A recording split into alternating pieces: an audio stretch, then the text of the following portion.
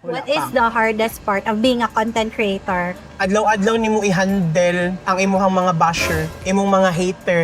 Yan na ba yung mga ubang mga basher nga grabe ka below the belt. Kung magpa-apekto ko sa ilang ha, maundang ko. So Bitaw. natanggalan ako kalipay. Bitaw. Di ba? How do you handle hate comments? Ayaw sila i-mind. Hayain nga sila mag-mind sa imuha. Hayain nga sila ang maproblema sa imuha. Kay miserable man sila kinabuhi. Ha? Mauna. Maunang mang-bash kay mga miserable o kinabuhi, mga ngilad o batasan.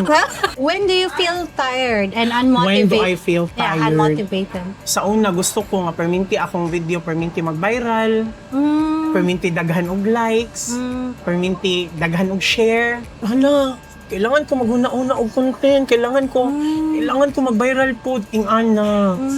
Ma-burn out ko kay dili na healthy ako mental state ba. Kanang gusto ko kanang sa una ko niha kanang di ko mapakali. Manang karon wala, chill lang ko. Kanang kung unsa lang mo una na ko, sige, kung ganahan ko, sige, upload. So what advice can you give to people want to start who are shy or scared or afraid? Ang vlogging gyud bawal gyud siya sa mga ulawon.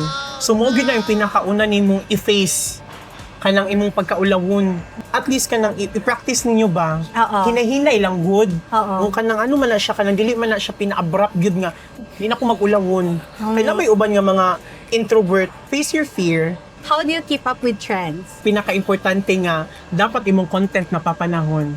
Unsay trend karon, sakyan na nimo. Unsay ka nang naa karon sa social media, imuha ng sudlan para relatable ka, para naagi hapon ka. Kumbaga ka nang, ay, kabalo siya sa mga trend karon. Kailangan relatable, kailangan napapanahon. Kung unsay trend karon, dapat sudlan na nimo. Ana.